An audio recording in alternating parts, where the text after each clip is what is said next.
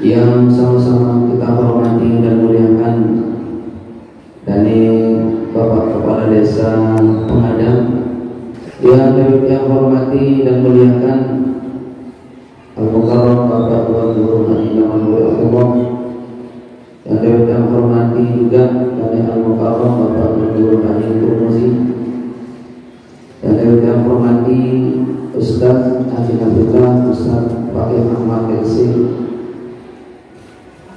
dan bapak-bapak tokoh agama, tokoh masyarakat. Syukur kepada Allah Subhanahu wa Ta'ala, hari ini belum semua masih sehat, masih memiliki keafiatan yang sempurna, sehingga acara daripada tawajuh majelis zikir kita yang awalnya kita rencanakan di Masjid Al-Abrar dan hari ini terrealisasi dan sedang kita laksanakan.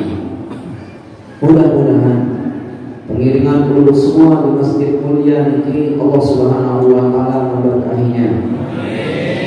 Jamaah sekalian rahimakumullah, hari ini yang diamanahkan oleh saudara MC untuk melaksanakan dua acara pengajian dan tawajuh.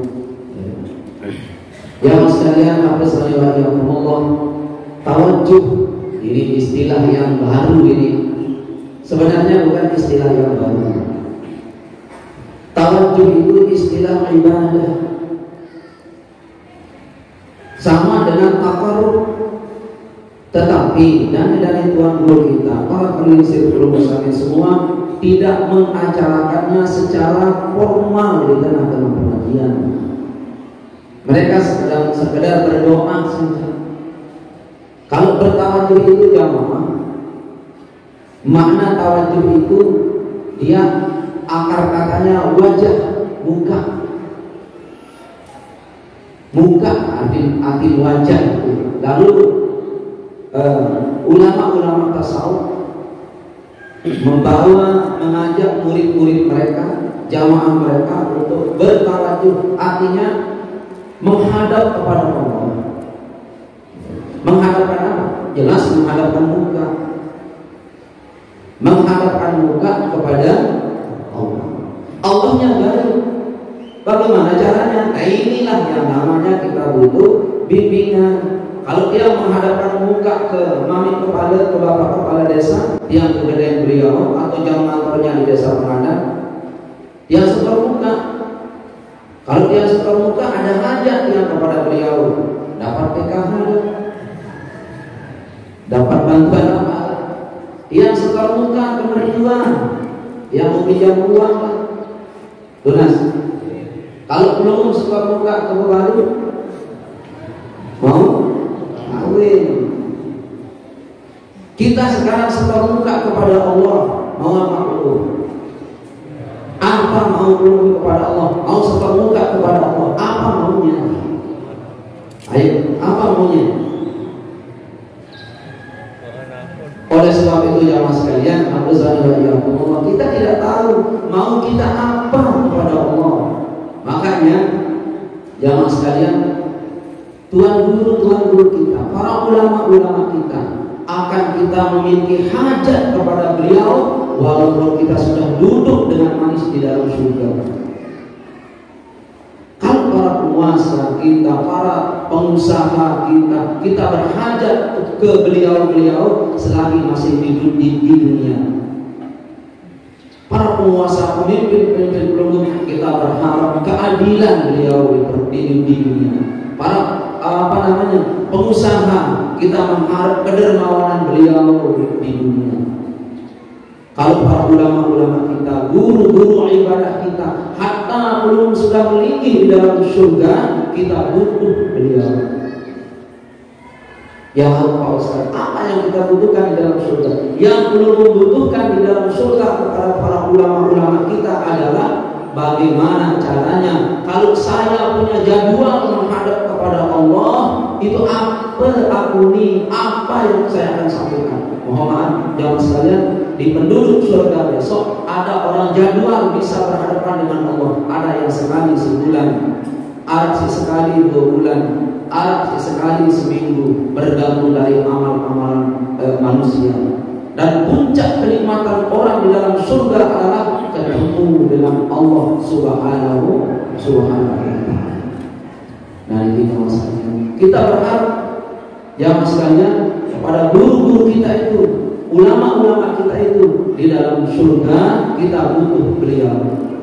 Lalu oleh semakin ini perlu benci mereka, gibah ulama kita, bagaimana bisa itu?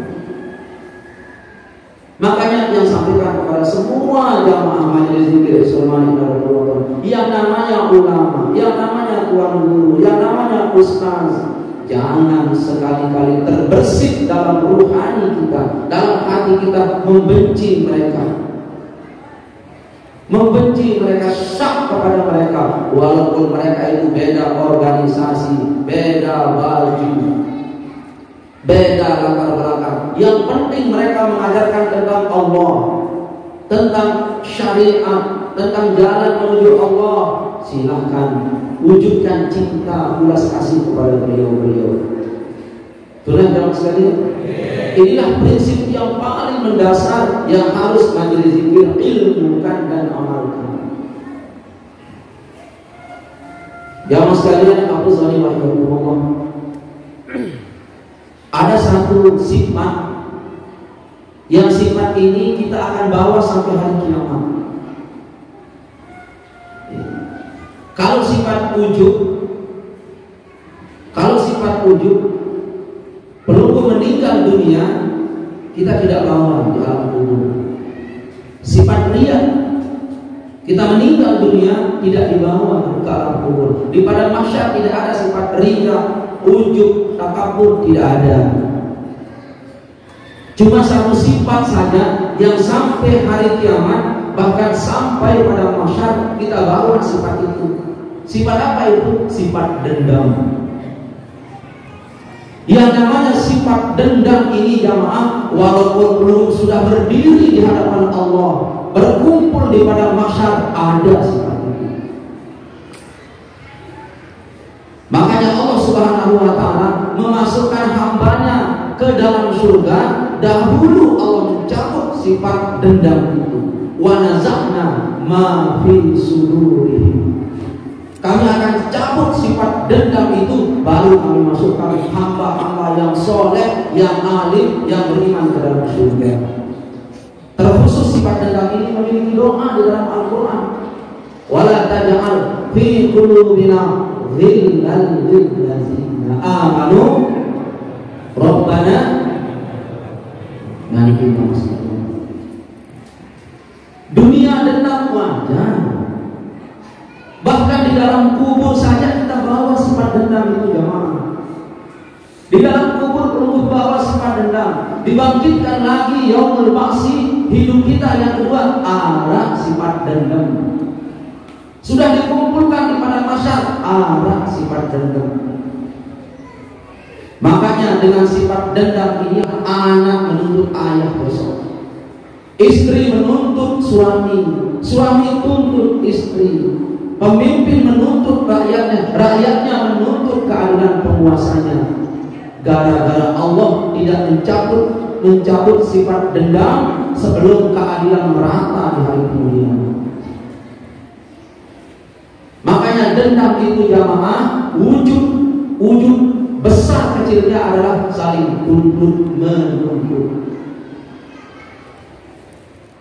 Jamaah sekalian, aku saling Allah. Maka ulama hikmah berkata, enak masuk surga. Kalau pelungguh mau masuk surga sekarang, jete ini mudah.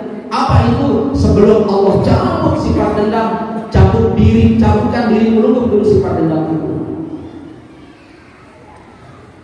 Waktu Nabi kita Muhammad SAW bermajlis dengan sahabat-sahabat beliau, Nabi bersabda begini, wahai sahabat-sahabatku yang mulia, wahai sahabat-sahabatku yang dirahmati Allah, 5 menit lagi akan hadir penduduk surga. 5 menit lagi penduduk surga itu sedang bermain-main di tempat ini, sedang bermain-main di planet bumi ini, dan dia akan menghadiri di tengah-tengah kita majelis ini oleh penduduk surga itu. Menang sahabat-sahabat, saya ahli surga, saya penduduk surga. Mohon maaf yang sekali 5 menit kemudian datang seorang laki-laki, tarik tercengang, oh ini dia penduduk surga. Ini Rasul yang bersabda jemaah. Akhirnya selesai majelis pengajian, Abdullah bin Umar menemui orang itu, wahai saudaraku, aku ingin menginap di rumah pelungguh 3 malam saja. Apakah pelungguh izinkan? Orang ini berkata, silakan. Orang ini mengizinkan Abdullah bin Umar bertamu. Abdullah bin Umar mau mengintip wirid Nabi dari wirid orang ini, sehingga Rasulullah memastikan orang ini sudah masuk surga. Sholat maghrib 3 rakaat, bahkan beliau tidak baqiyah, tidak wirid, assalamualaikum, tidak. Isya 4 rakaat, cuma wiridannya subhanallah 33 kali, alhamdulillah. Waktu malam tidak tahajud, subuh tidak diriku. 2 hari kemudian Abdullah bin Umar melihat lagi orang ini tidak beramal, namun beramal dia sesuai dengan kemampuannya. Tidak banyak amal-amalannya yang istimewa yang dilihat oleh Abdullah bin Umar, tidak ada. 3 hari kemudian Abdullah bin Umar pamit, wahai hamba Allah yang sekarang mau pamit di pelungguh. Kata orang ini, apa sebenarnya hajat pelungguh memiliki nginap di rumah dia? Abdullah bin Umar berkata begini, aku penasaran di pelungguh. Itu Nabi yang mulia Rasul Sallallahu Alaihi Wasallam mengatakan pelungguh memiliki ahli surga. Tetapi yang dia lihat kok dia rajin sembahyang, dia rajin nyelibut zikir, dia juga istighfar. Nanti amal-amalan pelungguh. Kata orang ini tidak ada. Tidak ada amalan-amalan yang sama dengan pelungguh. Lalu orang ini berkata tidak ada. Abdullah bin Umar berkata, apakah pelungguh ahli sedekah? Ndek ahli sedekah dia. Tidak, jangan sedekah. Apakah pelungguh ahli istighfar? Ndek ahli istighfar. Ndek ahli zikir. Sama dengan yang pelungguh. Kok bisanya Rasulullah bersabda pelungguh memiliki ahli surga, penduduk surga yang sedang tamasa di permukaan bumi? Dinarang katanya, apa gawe dinarang? Nindang, oh begini ya, oleh Allah begini. Mungkin wallahu a'lam, benar katanya, mungkin cuma satu. Apa itu? Tiang dek berwe rasa dendam. Lalu kebersihan kanya senina dek emak tujuh lewat dasar sampah. Tunas. Lalu berhutang, mengerutangan, lalu kena nagih melambat nyawa, tiang dek cara dendam. Tunas. Ada ibu-ibu girang dendam dari serapian. Dia tidak bisa dendam kata orang ini. Dek mau dendam dia katanya. Cuma itu saja. Dia kalau dipukul pipi kanan dia kasih pipi kiri. Lalu terdemak kalau si senina dadang kalau ber. Tunas. Lalu terdemak kalau jurung si senina lahir batin ber. Dek terdendam dia. Lalu dulu ada dendam. Dia kalau sudah pilkada terus dia kepilih, dia cari dia nyapa kamu. Ya biasa-biasa saja. Cuma itu saja, dendam tidak ada dalam diriku katanya. Mungkin itu. Lalu berita ini dibawa oleh Rasulullah. Ya Rasulullah, amal-amalan sahabat dulu cuma satu saja. Apa itu? Dia tidak dendam. Kata Rasulullah, itulah yang menyebabkan dia orang itu menjadi penduduk surga sekarang sedang tamasa di permukaan bumi. Cuma satu amal-amalannya, dia dendam. Dia tidak dendam. Tunas. Makanya Allah berfirman, wa nazakna ma fi sudur. Kami akan mengangkat sifat dendam itu sebelum masuk surga. Karena di surga tidak boleh dendam besok ke surga.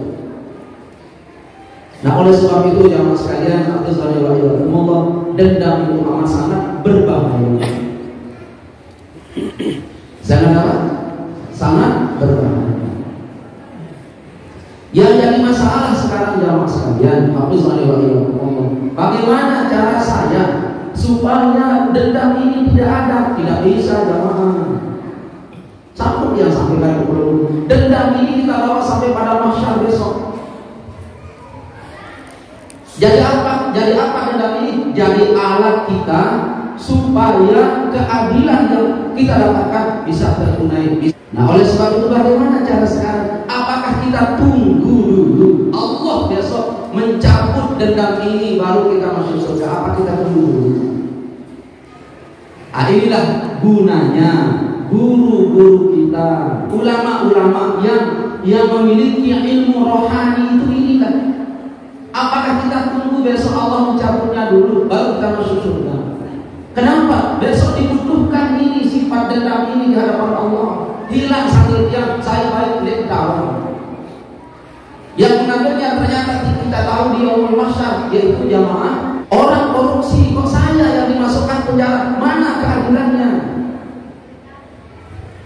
Jabatan yang saya duduki ini bukankah dulu diduduki oleh orang lain? Lalu orang lain itu yang korupsi, kok waktu BPK mengaudit, waktu saya memerintah, saya yang masuk penjara? Mana keadilanmu ya Allah? Allah tidak nampakkan keadilan di permukaan bumi, belum dapat keadilannya di hari kemudian. Makanya bawa sifat dendam itu sampai akhirat besok. Bawa ya. Nah, inilah guna guru rohani itu. Kejawab bende, di depan tamu masalah. Bawa ya.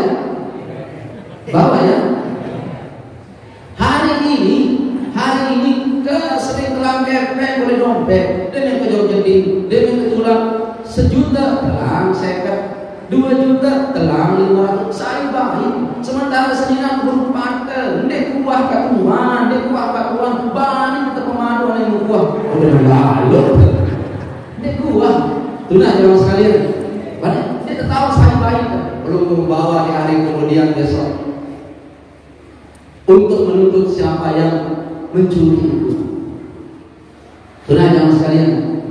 Keadilan di permukaan bumi ini tidak pernah ada. Walaupun sumpah demi sumpah dilapaskan oleh manusia, keadilan itu mutlak milik Allah. Tidak ada keadilan di permukaan bumi, tidak ada. Tidak ada keadilan di permukaan bumi yang pas, yang persis menurut Allah. Tetapi menurut hukumnya adil. Wah iya, wah cara pemerintah ini iya, wah menurut hukum. Nah, keadilan yang mutlak itu milik Allah. Besok kita akan diadili seadil-adilnya. Dan alat pengadilan pertama adalah orang itu harus bawa sifat dendamnya ke hadapan Allah. Makanya kita bawa ya.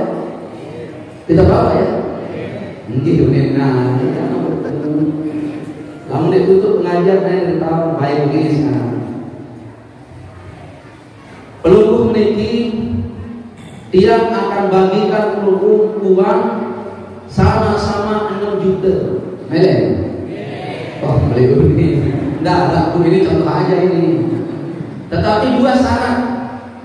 1 syaratnya niki dia harus tanya pelunggu berapa anaknya, berapa cucunya, dan berapa istrinya.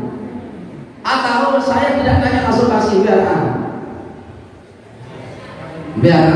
Saya akan tanya belum sekarang berapa anaknya, berapa cucunya, berapa istrinya, lalu saya kasih uang. Dan ada juga saya tidak tanya. Lunas silakan. Arahan dia menjelang ketentuan becatan ya. Sama belum di hadapan Allah, supaya amal kita tidak dihitung, tidak diadili. Tidak usah kita bawa dendam itu, supaya berdiri di hadapan Allah, you masuk surga bighairi hisab. Ini kedua tuntutan. Ya Allah, ini mau paling satu. Ya Allah, ini wajibah. Ya Allah, nama paling surga untuk Allah. Tinggalkan dendam itu jamaah. Lunas. tinggalkan dendam itu. Makanya kalau sekalian aku zaliwa iyyakumullah dia jaga dia ke dunia, mereka ke dunia akhirat tidak usah begitu bos, tidak usah begitu. Hanya mikir 6 tahun dia sama-sama utang 70 juta utang dia. Tahun ini rumah luas silakan. Lalu duit Ustaz, kalau kau bandingkan dengan murahnya Allah betapa sedikitnya 70 juta dibandingkan dengan murahnya Allah. Murahnya Allah ya Allah. Tunas. Nah, oleh sebab itu jawab sekalian, sekarang bagaimana caranya dendam itu kita jangankan perlu bawa kepada masyarakat. Jangankan kita bawa kepada masyarakat ke alam barzah, jangan. Sekarang saja kalau bisa tidak usah. Jangan sampai tunggu wa nazakna ma fi sudurihim. Jangan sampai cukuplah. Ya Allah, cabut sifat dendam dalam diriku. Ya sulit itu bersiap jamaah. Ya sulit itu bersiap ini. Sifat dendam ini jangankan perlu memiliki dengan orang lain, dengan satu keturunan saja, dengan satu masyarakat saja, satu kepala desa saja kita tak bersiap, apalagi tidak dengan lain. Itu disebabkan oleh apa? Sifat. Dan tidak gila sifat dendam itu. Entah dia seorang besar, entah dia seorang pengusaha, entah dia seorang perempuan, sifat dendam itu wajib arah. Wajib arah. Bagaimana bisa keluar sifat dendam itu? Bagaimana caranya? Ini jawabannya pada surat At-Taubah ayat 34. Kalau perlu ini surat itu kayaknya tidak ada obat di sana. Itu surat waktu dibicarakan oleh Rasul tercinta Muhammad sallallahu alaihi wasallam. Allah memberitahu kepada Rasul, menghabarkan kepada Rasul bahwa rahib-rahib, tuan gurunya, tokoh agamanya orang Kristen, Yahudi, Nasrani itu masih dendam keluar barang haram. Itu arti surat At-Taubah 34. Lalu di pertengahan surat itu ada informasi baru. Informasi baru itu apa katanya? Wallazi yaknizuna, orang-orang yang yaknizuna zahaba wal fiddah, orang-orang yang menyimpan emas, perak, harta benda, Ka'bah, TP, ATM itu semua dia simpan. La yunfiqu fi sabilillah, demi sedekahkan.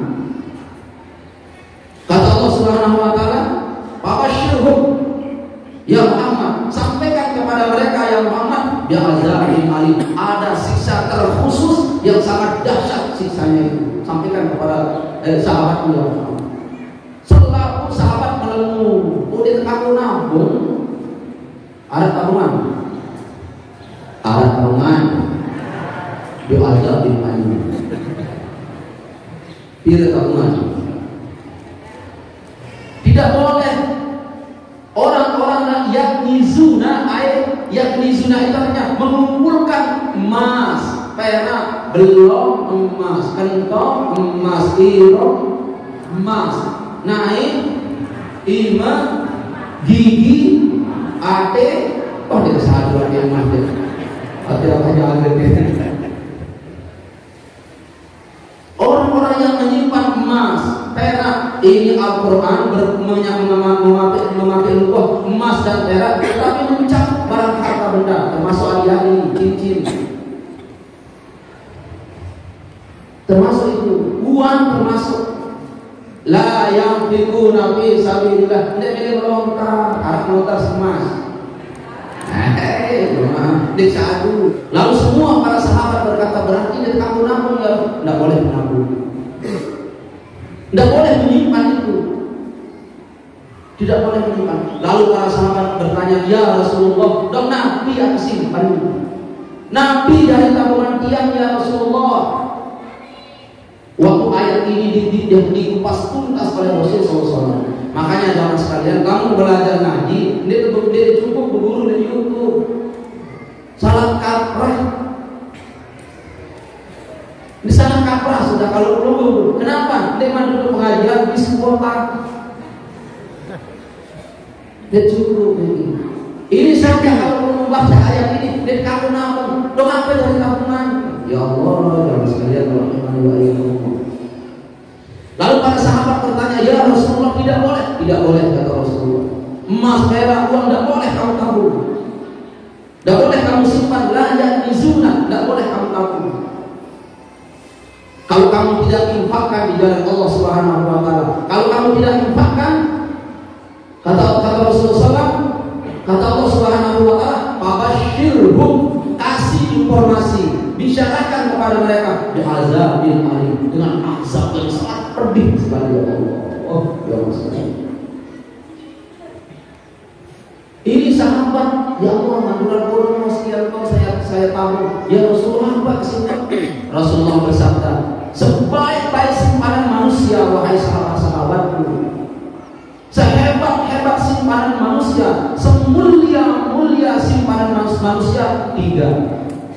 Berapa? 3. Berapa? 3. 1. Lisan zikri. Kamu harus punya lisan yang terus-menerus berzikir. Itu simpanan yang mulia. Kedua, hati yang bersyukur.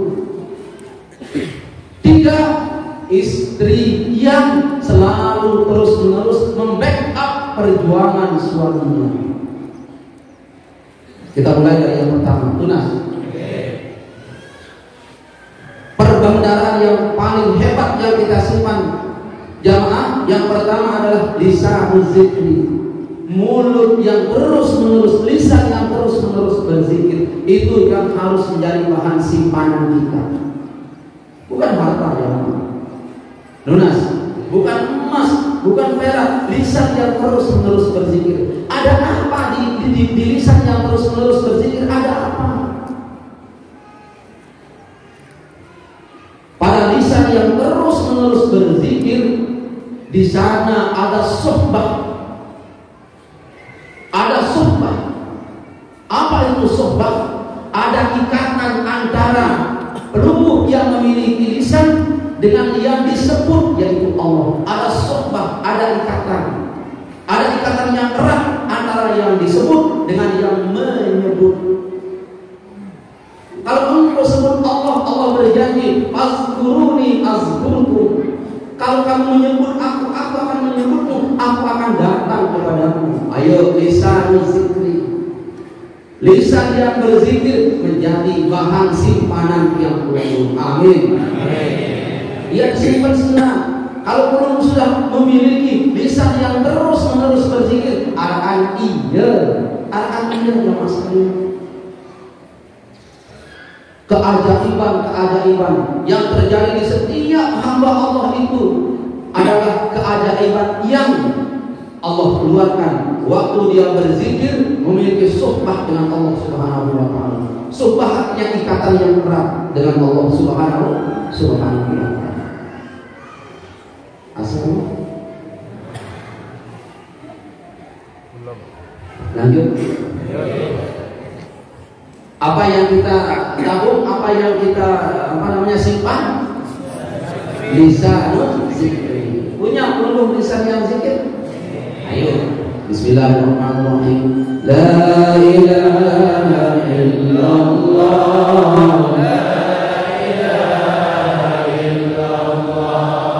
La ilaha illallah. La ilaha illallah. La ilaha illallah. La ilaha illallah. La ilaha illallah. La ilaha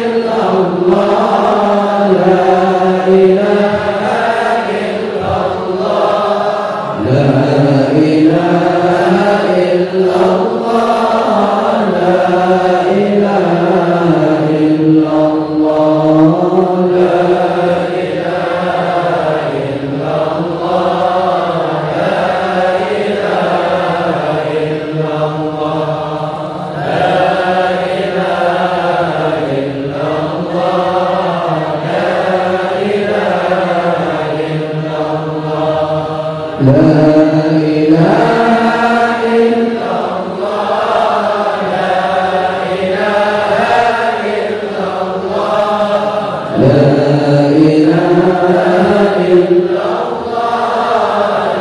ilaha illallah.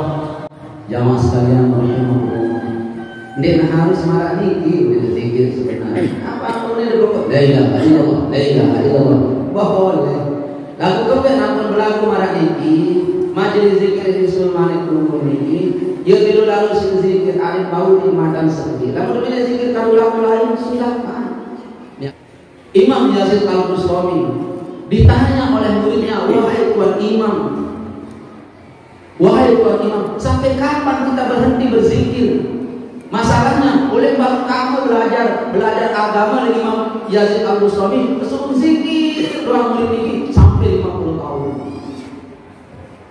Saya ketahui itu. Lalu murid ini bertanya, wahai tuan imam, sampai pira telah zikir? Imam Yazid Al-Bustami menjawab, kita masih berzikir dan terus menerus berzikir walaupun kita sudah duduk manis di dalam surga. Apalagi oleh neraka, oleh surga doang tahu masih berzikir, apalagi oleh musola masjid. Jangankan belum duduk di dalam musola, di masjid, di kantor, di dalam surga saja belum masih diajak berzikir oleh guru kita. Makanya jamaah sekalian, ibadah yang paling istimewa adalah dakwah zikir. Dan sebuah keniscayaan, siapa yang tersebut dia yang datang. Yang kedua, yang tidak terlalu bertanya. Yang kedua adalah hati yang bersyukur.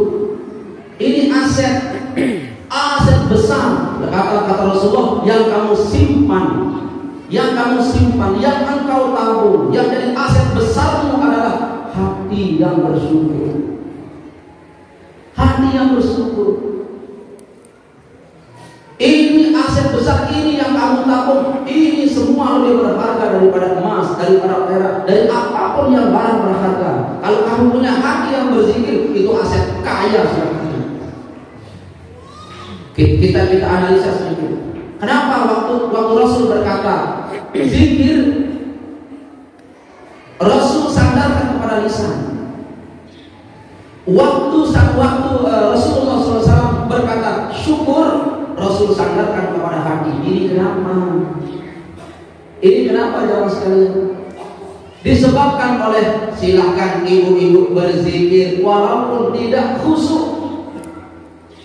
La ilaha illallah, la ilaha illallah. Macam melayani anak si merari lah, selinang si bili ke dalam makan lah, boleh. Silahkan. La ilaha illallah, la ilaha illallah. Kita selalu pejabat sambil zikir, layanan ke posyandu lah, kartu apa, boleh silahkan. Kata Imam Ibnu Abbas, orang yang berzikir secara tidak khusyuk itu lebih baik. Orang yang berzikir tidak khusyuk itu lebih baik daripada orang yang tidak berzikir.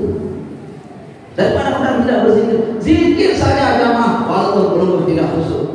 Jangan tunggu khusyuk. Kalau khusyuk itu jamaah, itu bagian karomah, lain hal itu.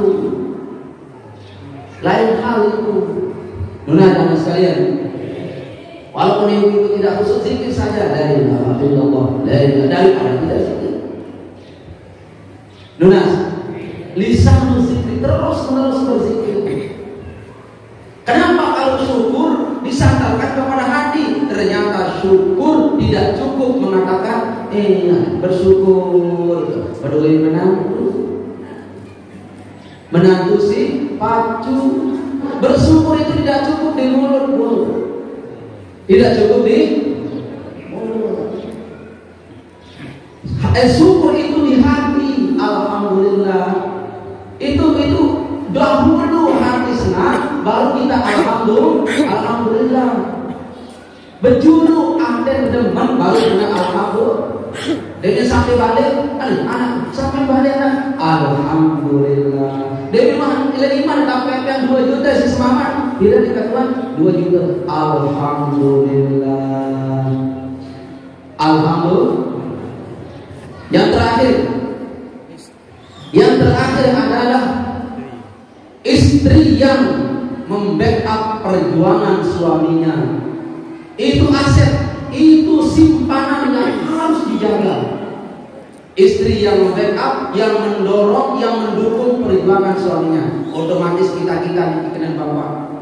Jangan, lamun anak sebinian pelunggung selalu dukung oleh perjuangan, oleh karir, itu aset itu. Adik, dedek sedih. Lamun sekali dua celopet, adik.